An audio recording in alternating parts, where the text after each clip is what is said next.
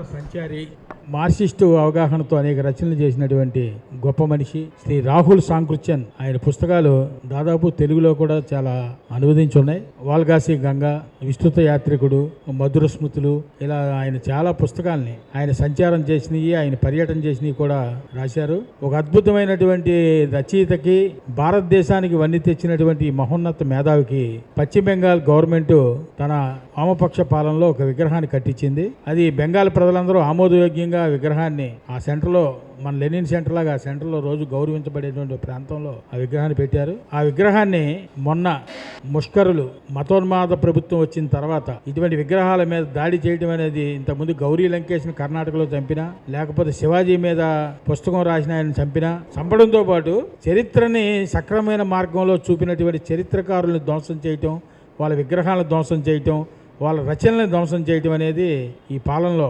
పెరిగింది. దానికి ఉదాహరణే రాహుల్ సాంకృత్యన్ విగ్రహంపై దాడి.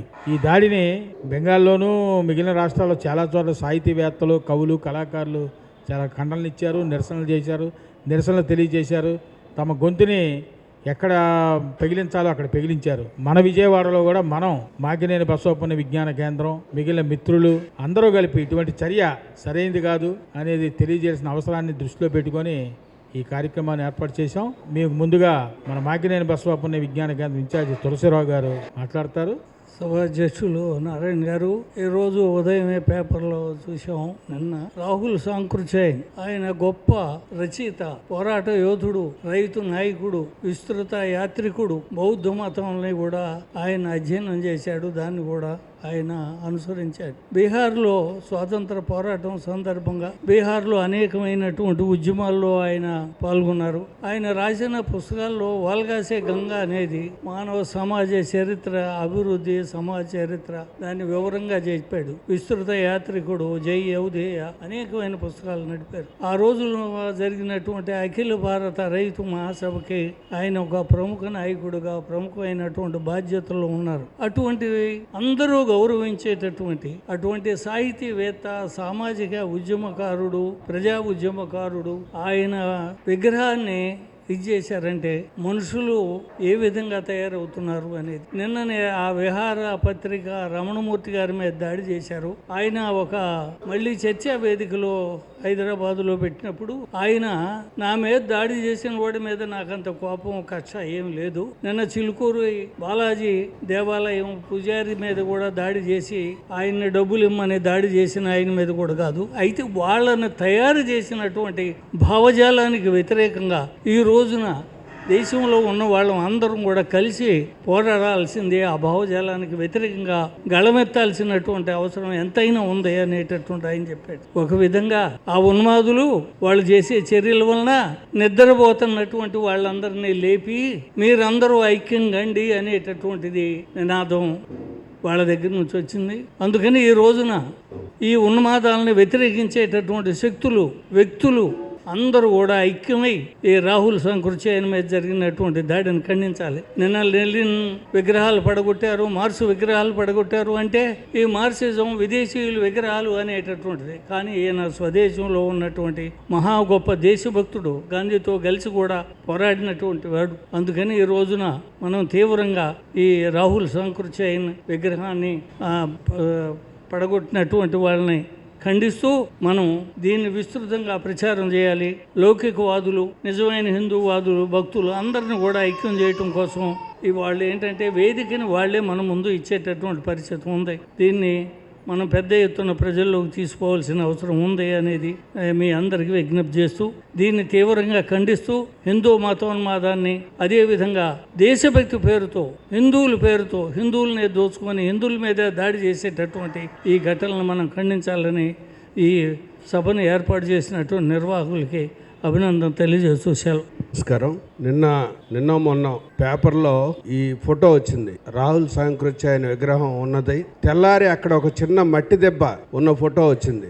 రాహుల్ సాంకృత్యన్ గురించి చూస్తే ఇవాళ మనం మేము సంస్కృతిని కాపాడుతాం, మా భారతదేశ సంస్కృతిని కాపాడుతామనే వాళ్ళు చెప్తుంది ఏంటంటే, నిజంగా భారతదేశ సంస్కృతి ఏంటి అనేది పుస్తకాల ద్వారా, వాళ్ళ రచనల ద్వారా తెలియజేసిన వాళ్ళని వాళ్ళ గుర్తులు చేర్పేయాలని చెప్పి ప్రయత్నం చేయటం నిజంగా మనం ఎక్కడికి వెళ్తున్నాం?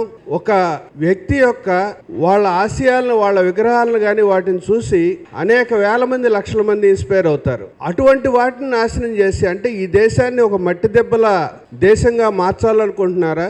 ఈ దేశం నిజమైన సంస్కృతిని నాశనం చేయాలనుకుంటున్నారా? ఈ దేశంలో ఏదైతే పాతకాలంలో జరిగిందో దాన్ని కప్పిపెట్టాలనుకుంటున్నారా అనేది ఇవాళ మనం చూస్తున్న పరిస్థితులు చూస్తే అట్లా ఉన్నాయి. నిజంగా రాహుల్ సాంకృత్యాయన్ గురించి చూస్తే, ఆయన చరిత్ర, ఆయన జీవితం చూస్తే 45 సంవత్సరాల పాటు సంచారం చేసి భారతదేశానికి సంబంధించిన అత్యంత ముఖ్యమైన చరిత్ర మొత్తం ఆయన చాలా క్లియర్గా, చాలా వివరంగా రాసినటువంటి మహా గొప్ప రచయిత. అంతేకాదు ఆయన జీవితం కూడా కాలక్రమేణా ఆయన మార్చుకుంటూ చివరి క్షణాల్లో, చివరిలో కమ్యూనిస్ట్గానే ఆయన చనిపోయిన ఇది చూసాం. అటువంటి మహానుభావుల్ని నిజంగా ఏ దేశమైనా ముందుకు వెళ్ళాలి అంటే పాతకాలంలో వాళ్ళు చేసినటువంటి మహానుభావులు చేసినటువంటి వాటిని ఇంకా వెలుగు తీసి ఆయన రచనలన్నీ ప్రచురించి ప్రభుత్వమే ఆ పని చేసి ఆయన నెత్తిన పెట్టుకోవాల్సింది విగ్రహాలు కూల్చేసి మట్టి దెబ్బలు మిగిల్చి చివరికి మట్టి దెబ్బల దేశంగా మార్చాలని మతోన్మాదంతో చేస్తే మాత్రం ఏదో రోజు ప్రజలు కళ్ళు తెరుస్తారు, ఆ మట్టి దెబ్బల కిందే వీళ్ళని కప్పెడతారని చెప్పి నేను తెలియజేస్తూ నమస్కారం. విగ్రహం కూల్చినందుకు నిరసన తెలియజేస్తూ మన మాకినేని బసవపుణ్య విజ్ఞాన కేంద్రంలో సమావేశం అయ్యాం. విజయవాడలో మొట్టమొదట స్పందించింది కూడా మాకినేని విజ్ఞాన కేంద్రం. దానికి అభినందనలు తెలియజేస్తాం. రాహుల్ సాంకృత్యాయన్ గారు ఆయన వాస్తవానికి ఉత్తరప్రదేశ్లో పుట్టాడు. అయితే ఆయనకి భారతదేశం అంతా కూడా అభిమానులు ఉన్నట్టుగానే బెంగాల్లో కూడా అభిమానులు ఉన్నారు. అప్పటి బెంగాల్ కమ్యూనిస్ట్ ప్రభుత్వం అక్కడ సాంకృత్యాయన్ గారి విగ్రహం ఏర్పాటు చేయడం జరిగింది. ఇవాళ ఈ మతోన్మాదులకి ఆయన మీద ఎందుకు కోపం అంటే ఆయన ఒక కమ్యూనిస్టు, రెండోది ఏంటంటే ఆయన బుద్ధిస్టు. ఆయన అసలు పేరు కేదార్నాథ్ పాండే, ఉత్తరప్రదేశ్. అయితే ఆయన బుద్ధిజం స్వీకరించి రాహుల్ సాంకృత్యాయన్ అని పేరు మార్చుకున్నాడు ఆయనే. ఆ బుద్ధిజాన్ని వ్యాప్తి చేయడం కోసం భారతదేశం అంతా తిరిగాడు, ప్రపంచం అంతా తిరిగాడు. ఆయన చెప్పదలుచుకుంది చెప్పాడు. ఆయన చూసింది, విన్నది అన్నీ కూడా పుస్తక రూపంలో రికార్డు చేశాడు. ఆ రికార్డు చేసిన దాంట్లో అన్ని వాస్తవాలు చెప్పాడు. అది ఈ మతోన్మాదులకి నచ్చదు. ఎందుకంటే గంగాసే వోల్గాసే గంగా అనే దాంట్లో మిడిల్ ఈస్ట్ నుంచి వచ్చిన ఆర్య సమూహాలు ఏ విధంగా మిడిల్ ఈస్ట్ నుంచి వలసలు వచ్చి భారతదేశంలో ఎలా సెటిల్ అయ్యారో ఆయన కళ్ళ కట్టినట్టుగా ఆ పుస్తకంలో వివరించాడు. అది వాళ్ళకి నచ్చదు.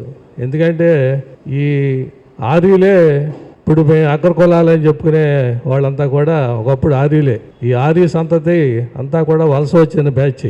ఇక్కడ భారతదేశంలో ఉండేవాళ్ళు అప్పుడు అనార్యులు, ద్రవిడులు కానీ అనార్యులు అనేవాళ్ళు. వీళ్ళు మూలవాసులు, ఈ ఆర్యులు వలస వచ్చిన వాళ్ళు. ఈ వలస వచ్చిన వాళ్ళు ఏ విధంగా వచ్చారో ఆయన మొత్తం పుస్తకంలో రికార్డ్ చేసి చెప్పాడు. అది వీళ్ళకి నచ్చదు. ఎందుకంటే మేము ఇక్కడే పుట్టాం, ఈ గడ్డనే పుట్టించింది మేమే అని చెప్పుకునేవాళ్ళు వీళ్ళు. అందుకని ఆయన మీద ద్వేషం, ఆ ద్వేషం ఇప్పుడు వెళ్ళగక్కారు. దానివల్ల రాహుల్ సాంకృత్యాయన్ గారికి పోయేదేమీ లేదు, వాళ్ళ అభిమానులకి మనకు పోయేదేమీ లేదు. ఒక విగ్రహం పడగొట్టినంత మాత్రాన ఆయన చెప్పింది మాసిపోదు, ఆయన అభిమానం ఎక్కడికి పోదు. ఆ విగ్రహం బదులు ఇంకో విగ్రహం కడతాం. కాకపోతే ఏంటంటే వాళ్ళ కుళ్ళు స్వభావం, కుచ్చిత స్వభావం అనేది వాళ్ళు వెళ్ళగొక్కున్నారు. అది వాళ్ళు తెలుసుకోవాలి ముందర. రెండోది రాహుల్ సాంకృత్యాయన్ గారికి మన ఆంధ్రప్రదేశ్తో కూడా సంబంధాలు ఉన్నాయి. ఎట్లాగంటే మన తుమ్మపూడిలో సూర్యదేవ సంజీవదేవ్ గారు అని ప్రముఖ చిత్రకారుడు ఉండేవాడు. ఆయన కూడా ఈయనలాగానే యాత్రలు చేస్తూ సంచారం చేస్తూ అన్నీ తెలుసుకుంటూ ఉండేవాడు. ఆయనను రాహుల్ సాంకృత్యాయన్ గారు మంచి స్నేహితులు. ఇద్దరు ఉత్తరాలు రాసుకుంటూ యోగక్షేమాలు తెలుసుకుంటూ ఎప్పటికప్పుడు టచ్లో ఉండేవాడు. ఇద్దరు మంచి స్నేహితులు. ఆ స్నేహంతో రాహుల్ సాంకృత్యాయన్ గారు ఓ సందర్భంలో తుమ్మపూడి వచ్చి దాదాపు 4 రోజులు తుమ్మపూడిలో ఉన్నాడు. ఆయన తుమ్మపూడిలో ఉండి రోజు సూర్యదేవ సంజీవదేవ్ గారు, రాహుల్ సాంకృత్యాయన్ ఇద్దరు మన బకింగ్హామ్ కెనాల్కి వెళ్ళి రోజు ఈత కొట్టేవాళ్ళంట. ఆ విషయాలన్నీ కూడా సూర్యదేవ సంజీవదేవ్ గారు తన జీవిత చరిత్రలో రాశాడు. అలాగే మన తెలుగు నేలతో కూడా ఆయనకి మంచి సంబంధాలు ఉన్నాయి. అటువంటి గొప్ప వ్యక్తి మీద విగ్రహం మీద దాడి చేయటం అనేది చాలా దుర్మార్గం. ఇది నేను మనందరం కూడా ఖండించదగ్గ విషయం. ఈ కార్యక్రమాన్ని అవకాశం ఇచ్చినందుకు ధన్యవాదాలు తెలియజేస్తాను. ఆర్య సంస్కృతి, ద్రవిడులు ఎక్కడి నుంచి వచ్చారు, ఆర్యులు ఎక్కడి నుంచి వచ్చారు, అది చాలా స్పష్టంగా ఉంటాయి ఆయన రచనలో. అంటే నవల్లాగా ఉంటాయి, కానీ నవల్లో కూడా మన భారతీయ సంస్కృతి గురించి చాలా హృదయంగా, చాలా అందంగా కూడా చెప్పాడు. అందుకని ఆర్య సంస్కృతి ఎక్కడిది, ద్రవిడ సంస్కృతి ఎక్కడిది, అసలు వీళ్ళు ఎక్కడి నుంచి వచ్చారు, ఇవన్నీ కూడా ఆయన పుస్తకాలు చదివితే మనకు అర్థమవుతాయి. అటువంటి మేధావి ఇప్పుడు సూర్యారావు గారు వచ్చి తమ నిరసన తెలియజేయాల్సిందిగా కోరుచున్నాం.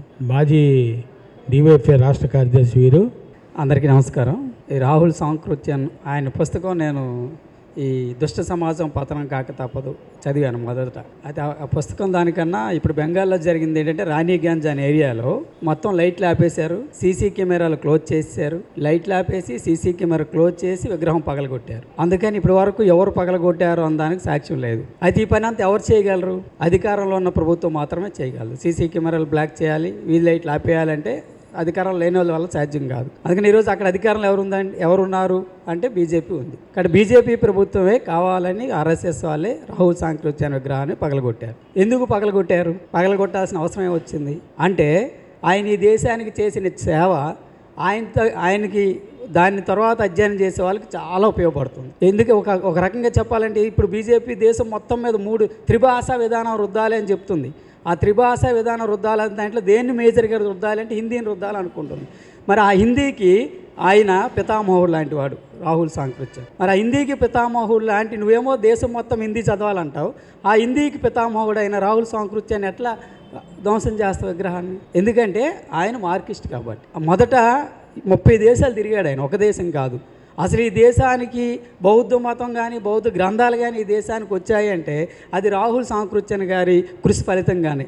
కొన్ని వందల సార్లు టిబెట్ వెళ్ళి టిబెట్లో ఉన్న పుస్తకాలన్నీ తీసుకొచ్చాడు. శ్రీలంక వెళ్ళాడు, చైనా వెళ్ళాడు, 30 పైగా దేశాలు తిరిగాడు.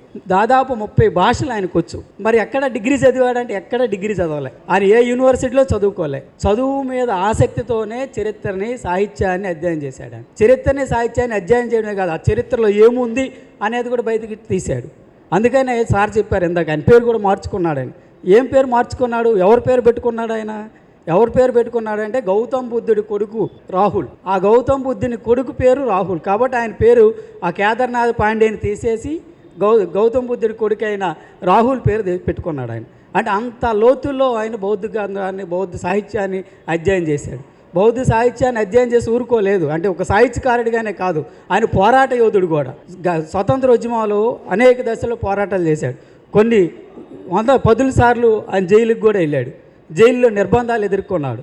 అది అయిపోయిన తర్వాత రైతు ఉద్యమాల్లో పాల్గొన్నాడు. రైతు ఉద్యమాలు అనేక సందర్భాల్లో నిర్బంధాలు ఎదుర్కొన్నాడు.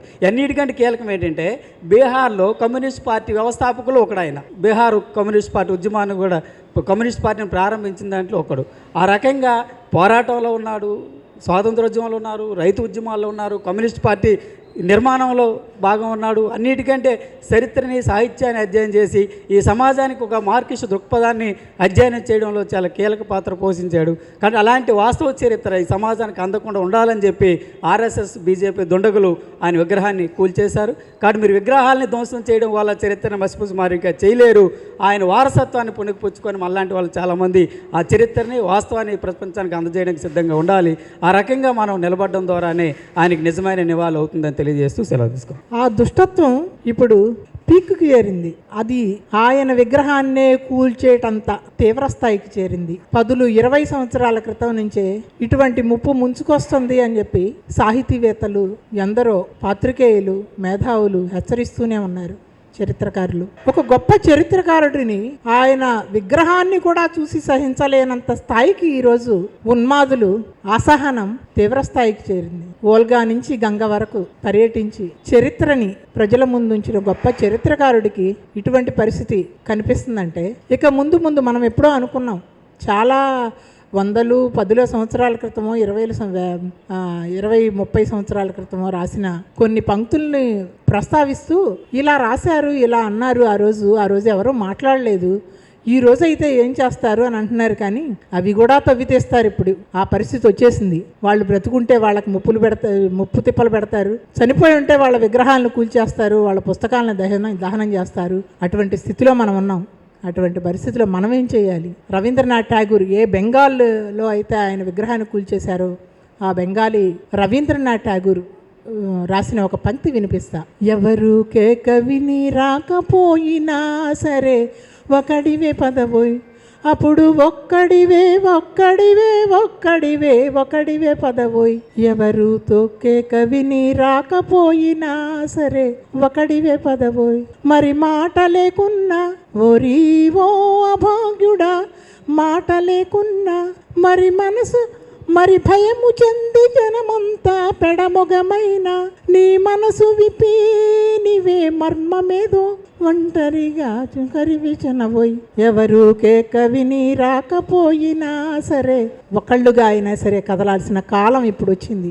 ఒకళ్ళు 10 అవుతారు, 10 100 అవుతారు. కానీ ఇప్పుడు మనం గనక అప్రమత్తమై ఇప్పటికీ మనం మౌనంగానే ఉంటే దాని ఫలితాలను చాలా దారుణంగా ఈ వ్యవస్థ చూస్తుంది. ఇటువంటి దుస్థితిని మనం నిరసించాలి. ఇటువంటి దుస్థితికి వ్యతిరేకంగా ప్రజలను అప్రమత్తం చేయాలి, చైతన్యవంతం చేయాలి అని చెప్తూ ధన్యవాదాలు. ఢిల్లీలో వాంగ్చుక్కు 22 లక్షల మంది నీట్ ఎగ్జామ్ పేపరు లీక్ అయిన దాని మీద 20వ రోజు చేరుకుంది. వాళ్ళ 2-3 రోజులు చనిపోతాడా అటువంటి పరిస్థితులు ఉన్నాయని డాక్టర్లు చెబుతూ ఉన్నారు. కానీ కేంద్ర ప్రభుత్వం కించిత్తు ఒక డైలాగ్, ఒక చర్చ కూడా జరపట్లా. ఎంత కేర్లెస్గా ఉందంటే చెప్పడానికి ఇల్లేదు. మరి ఈ పరిస్థితిలో రేపు రానున్న కాలంలో హిందుత్వ అనగనక అమలు జరిగితే ఈ దేశంలో చాలా అల్లకల్లోలం జరిగిపోతుంది. ఇప్పటికే చాలామంది ఆర్ఎస్ఎస్ ఎజెండాని ఏదో రకంగా బయట పెడతానే ఉన్నారు. దీని వెనకాల కూడా రాహుల్ సాంకృత్యన్ గొప్ప వ్యక్తి, కమ్యూనిస్టులే కాదు కమ్యూనిస్టులు కానటువంటి వాళ్ళలో కూడా గొప్ప పేరు సంపాదించిన సాహిత్యవేత్త, రచయిత, చరిత్రకారుడు. రష్యాలో ఓల్గా నుంచి గంగా వరకు మానవ సమాజంలో గుంపులుగా ఎట్లా ప్రయాణం చేసుకుంటూ ఆ సంస్కృతిని అభివృద్ధి చేసుకుంటూ వచ్చింది ఓల్గాసే గంగా అనే పుస్తకంలో మనకు అర్థమవుతుంది అనమాట. ఇప్పుడు బీజేపీ వాళ్ళు యొక్క ప్రోత్సాహంతో ఎందుకు జరిగింది ఇది అంటే వాళ్ళు ఒక సైద్ధాంతిక ఆర్గ్యుమెంట్ పెడుతున్నారు. ఆర్యులు ఈ దేశం వాళ్ళే, వాళ్ళు భారతీయులే అనేది ఒక ఆర్గ్యుమెంటు. ఇప్పుడు వాళ్ళు విదేశీయులు వెళ్ళిపోవాలి అని అంటున్నారు కదా. అంటే ముస్లింలు ఇతర ప్రాంతాల నుంచి వచ్చారు, క్రిస్టియన్లు ఐరోపా ఖండం నుంచి వచ్చారు. కాబట్టి వాళ్ళిద్దరూ వెళ్ళిపోవాలి, భారతీయులు హిందువులు అందరూ ఇది హిందూ సమాజమే మెజారిటీ అని చెప్పిన ఒక వాదన చేస్తున్నారు వాళ్ళు. కానీ రాహుల్ సాంకృత్యన తప్పు. అక్కడి నుంచి కూడా ఆర్యులు ఓల్గాసే గంగా నుంచి ఆర్యులే కాదు ఇంకా అనేక మధ్యలో ఆ కనిష్కులని ఇంకా పైన ఆయా దేశాల్లో ఉండాలంతా ఒక రోజులో పాదయాత్రలాగా కొద్ది నెలల్లో జరిగిన పరిణామం కాదది. కొన్ని వందల సంవత్సరాల కాలంలో వచ్చినటువంటి ఆ ఉమ్మడి సంస్కృతిని పెంపొందించుకుంటూ వచ్చి భారతదేశానికి వచ్చారు. అది బీజేపీ యొక్క సైద్ధాంతిక విధానానికి పూర్తి విరుద్ధంగా ఉంది. అందువలన కూల్చేశారు. మరి ఇటువంటి బీజేపీ ఇప్పుడు రేపు తృణమూల్ కాంగ్రెస్ 20 ఎంపీలు లాగేశారు, ఎన్సీపీ వాళ్ళని చీల్చేశారు. ఇంకొక 7-8 సీట్లు కనుక వస్తే 2/3 మెజారిటీ వచ్చేస్తుందంట పార్లమెంట్లో. రేపు మన జాతీయ జెండా మారిపోవచ్చు, రాజ్యాంగంలో కొత్త రాజ్యాంగాన్ని రాయొచ్చు. అందులో దళితులకి ఎప్పుడైతే హిందుత్వం అన్నారో హిందుత్వంలో చాతుర్వర్ణ వ్యవస్థ అనేది కీలకమైంది. సనాతన ధర్మంలో కానీ దాంట్లో కానీ భగవద్గీతలో చెప్పినా ఏ రకంగా చెప్పినా. కాబట్టి మళ్ళా బ్రాహ్మణాధిపత్యం, అగ్రకులాల ఆధిపత్యం, ఎస్సీలు, గిరిజనులు, బీసీలు వీళ్ళందరూ మళ్ళా 2వ తరగతి పౌరులుగా, అట్టగా మహిళలు కూడా ఇంత స్వతంత్రంగా ఉండటానికి వీల్లేదు, వాళ్ళు కూడా 2వ తరగతి పౌరులుగా ఉండాలనేది హిందుత్వం యొక్క సారాంశం. దాన్ని కప్పెడతారు వాళ్ళు. సనాతన ధర్మం ఏంటో ఒక స్పీచ్ ఇవ్వనండి ఎవరన్నా, ఇది సనాతన ధర్మం 1 2 3 4 5 అనండి. అందుట్లో మంచి అంశాలు ఉంటే బలపరుద్దాం. అది ఎవరైనా చెప్తారేమో చూడండి, ఏమి చెప్పరో. దాని పూర్తిగా వివరణ ఎక్కడ కూడా ఇవ్వరన్నమాట. కాబట్టి ఇటువంటి పరిస్థితుల్లో నేను ఎంబీ విజ్ఞాన కేంద్రం అనుయాయులు కానీ ఇతర సంఘాల వాళ్ళని కోరేది ఏంటంటే, మరి ఒక ఘటన జరిగిన తర్వాత వెంటనే దాన్ని ఖండిస్తూ స్పందించడం అనేది ప్రజాస్వామ్యాన్ని కోరే వాళ్ళ యొక్క లక్షణం. మరి నిరంతరం ఇటువంటి సమావేశాలు జరుపుకోవాల్సిన పరిస్థితి భవిష్యత్తులో వస్తుంది. అందుకని టైం ప్రకారం అరగంట అంటే అరగంట, 40 నిమిషాలే కనీసం మన యొక్క నిరసన తెలియజేసి ఆ రకంగా చేయాల్సిన అవసరం భవిష్యత్తులో కూడా కనపడుతుంది. గరిమెళ్ళ సత్యనారాయణ గారి వర్ధంతి సభ, జయంతి సభ మొన్నే జరిపాం. మళ్ళీ ఇవాళ 2-3 రోజులు జరుపుతున్నాం. మాకు కొద్దిగా కంప్యూటర్ సెక్షను, కుట్టు మిషన్ నేర్చుకునే వాళ్ళు నాన్ పొలిటికల్గా ఉన్నారు. ఏదైనా కొద్దిగానే విషయాలు నేర్చుకుంటారు, ఇక్కడికి సమాజం అంటే ఏంటో తెలుస్తుందనే ఉద్దేశంతో ఇంకా మన సంఘాల్లో సంస్థలో పనిచేసే వాళ్ళందరినీ పిలుస్తున్నాం. రానున్న కాలంలో ఇటువంటి అవసరాలు ఇంకెక్కువ ఉంటాయి. మనం ఖండించకపోతే మనం సైలెంట్ అయిపోయినట్టే. నిశ్శబ్దంగా ఉంటే అన్యాయం అక్రమం జరిగిపోతూ ఉంటుంది. కాబట్టి ఇటువంటి పరిస్థితులు ఉన్నాయి. సరే, అజయ్ గారు చెప్పింది అయితే చాలా మన దగ్గరలో ఉన్న తుమ్మపూడికి కూడా వచ్చారు ఆయన. ఇంత ప్రపంచం అంతా తిరిగినటువంటి వ్యక్తి. అట్లాగే ఆయన హిస్టరీ సూర్యారావు చెప్పాడు. ఎన్ని విషయాలు వస్తాయి, ఎంతమంది ఎన్ని యాంగిల్స్ నుంచి స్టడీ. ఆయన ఉత్తరప్రదేశ్ అని నాకు తెలియదు, ఆయన పేరు మార్చుకున్న సంగతి తెలియదు, గౌతమ్ బుద్ధుడు కొడుకు రాహుల్ పేరు పెట్టుకున్న సంగతి తెలియదు. కాబట్టి గొప్ప వ్యక్తులు వాళ్ళ వెనకాల ఉన్నటువంటి ఆ చరిత్ర విషయాన్ని తెలుసుకుంటే మనం ఉత్తేజం పొందుతాం. ఆ రకంగా రానున్న కాలంలో ఇటువంటి నిరసనలు చాలా చేయాల్సిన అవసరం కనపడుతుంది. అందరూ సహకరించి ముందుకు రావాలని ఎంబీవీకే దానికి ఒక వేదిక కల్పించి ఒక ప్రజాస్వామ్యాన్ని, రాజ్యాంగాన్ని కాపాడుకోవడానికి చేసే ప్రయత్నంలో అందరూ భాగస్వాములు కావాలని మీరంతా వచ్చినందుకు నేను చాలా సంతోషపడతా ఉన్నాను. ఈ అవకాశం ఇచ్చినందుకు ధన్యవాదాలు. అందరికీ నమస్కారం అండి. విజయ విహారం రమణమూర్తి ఆయన మీరు చూసే ఉంటారు వీడియోల్లో. హిందూ మతోన్మాదాన్ని వ్యతిరేకిస్తూ ఆర్ఎస్ఎస్ ఏ విధంగా దాని భావజాలం దేశానికి ప్రమాదకరమో ఆ ఉద్యమం కూడా చేస్తూ ఉన్నారు. తనదైన పద్ధతిలో హిందూ మతంలోనే మంచిని స్వీకరిస్తూ చెడుని తిరస్కరించాలని. ఆయన కమ్యూనిస్ట్ కాదు. ఆయన కమ్యూనిస్ట్ అని ఆర్ఎస్ఎస్ వాళ్ళు ప్రచారం చేస్తున్నారు. ఇప్పుడు ఆయన కమ్యూనిస్ట్ కాదు. చాలామంది హిందూ సన్యాసులు వీళ్ళతో పాటు ఆయన పనిచేస్తూ ఉంటారు. గోరక్షణ సమితి ఏదో ఒక సమితికి ఆయన ఆల్ ఇండియా బాధ్యుడు కూడా, అధ్యక్షుడో ఏదో. అందుకని మొన్న టీవీ స్టూడియోలో డిబేట్లో మతము రాజకీయాలు అనే టాపిక్ మీద డిస్కషన్ జరుగుతుండగా ఒక మతోన్మాది ఎవరో మన అందరికీ తెలిసే ఉంటుంది, ఎవరో కశ్యపరెడ్డి అట, అతను చెప్పుతో దాడి చేశాడు.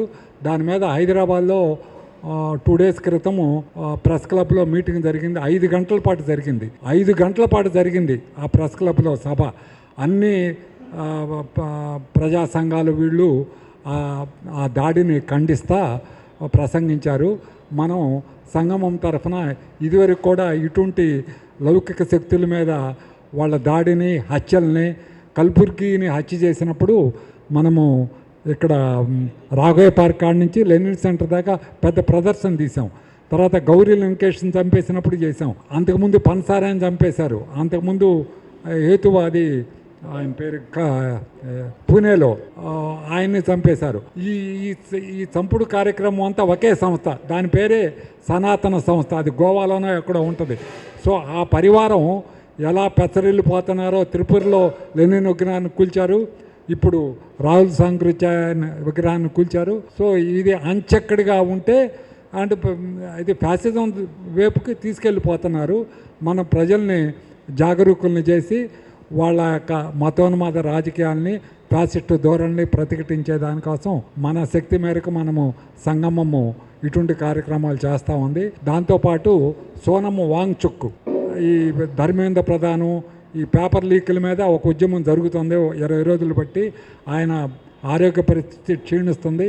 అయినా ఆయన నేను లోపల బలంగానే ఉన్నాను, బయట కొంచెం వీక్ అయినప్పటికీ 20వ తేదీ పార్లమెంటు సమావేశాల సందర్భంగా ఒక ప్రదర్శన స్టూడెంట్స్ వీళ్ళంతా చేస్తున్నారు.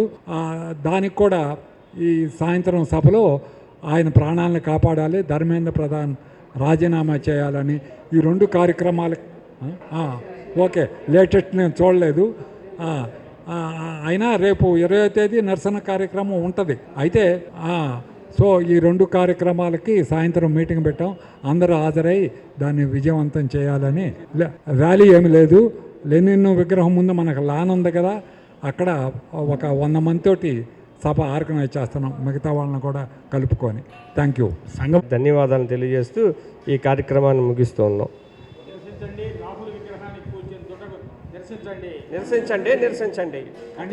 రాహుల్ విగ్రహాన్ని కూల్చినటువంటి ఘటనని ఖండించండి. రాహుల్ సాంకృత్య విగ్రహాన్ని కూల్చిన ఘటనని ఖండించండి.